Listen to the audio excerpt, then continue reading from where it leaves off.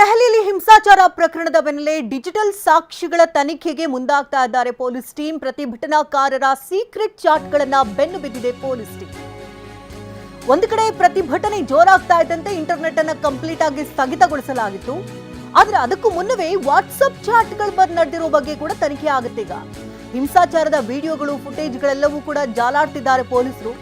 CCTV ಪರಿಶೀಲನೆ ಮಾಡ್ತಾ ಇದ್ದು ಡ್ರೋನ್ ಹಾಗೆ ಮೊಬೈಲ್ ಕ್ಲಿಪ್ಪಿಂಗ್ಗಳ ಬಗ್ಗೆ ಕೂಡ ಡಿಜಿಟಲ್ ವಿಶ್ಲೇಷಣೆ ಮಾಡಲಾಗ್ತಿದ್ದು ಸತ್ಯಾಸತ್ಯತೆಯನ್ನು ತಿಳಿಯೋದಕ್ಕೆ ಸೈಬರ್ ತಜ್ಞರಿಂದ ತೀವ್ರ ಶೋಧ ಕೂಡ ನಡೆಸಲಾಗ್ತಾ ಇದೆ. ಪ್ರತಿಯೊಂದು ಸೀಕ್ರೆಟ್ ಆಪ್ಗಳ ಚಟುವಟಿಕೆಗಳ ಬಗ್ಗೆ ಸ್ಕ್ಯಾನಿಂಗ್ ಅನ್ನು ಮಾಡೋದಕ್ಕೆ ಮುಂದಾಗ್ತಿದ್ದಾರೆ. ಸೈಬರ್ ತಜ್ಞರ ನೆರವಿನಿಂದ ಮೆಸೇಜ್ ಮೂಲಗಳನ್ನ ಕೆದಕ್ತಾ ಇದ್ದಾರೆ ಪೊಲೀಸರು. ಡಿಜಿಟಲ್ ಆಧಾರಗಳ ಮೇಲೆ ಮುಂದಿನ ಕಾನೂನು ಕ್ರಮಕ್ಕೂ ಕೂಡ ಸಿದ್ಧತೆಯನ್ನ ಮಾಡಿಕೊಳ್ಳಲಾಗ್ತಾ ಇದೆ. ಯಾಕೆಂದ್ರೆ ಪ್ರತಿಭಟನೆ ತೀವ್ರಗೊಳ್ತಾ ಇತ್ತು. ಒಂದು ಕಡೆ ಇಂಟರ್ನೆಟ್ ಅನ್ನ ಕಂಪ್ಲೀಟ್ ಆಗಿ ಸ್ಥಗಿತಗೊಳಿಸಲಾಯಿತು. ಆದರೂ ಕೂಡ ಬ್ಲೂಟೂತ್ ಆಪ್ಗಳ ಮೂಲಕವಾಗಿ ಇವರು ಚಲನವಲನಗಳು ಹಾಗೆ ಏನೇನು ಮಾಡಬೇಕು, ಯಾವ ರೀತಿ ಈ ಪ್ರತಿಭಟನೆ ಸಾಗಬೇಕು, ನಮ್ಮ ದಿಕ್ಕು ದೆಸೆ ಹೇಗಿರಬೇಕು ಎಲ್ಲದರ ಬಗ್ಗೆ ಕೂಡ ಅಲ್ಲಿ ಚಾಟಿಂಗ್ ಮಾಡಿರುವ ಸಾಧ್ಯತೆಗಳು ಕೂಡ ಇದೆ.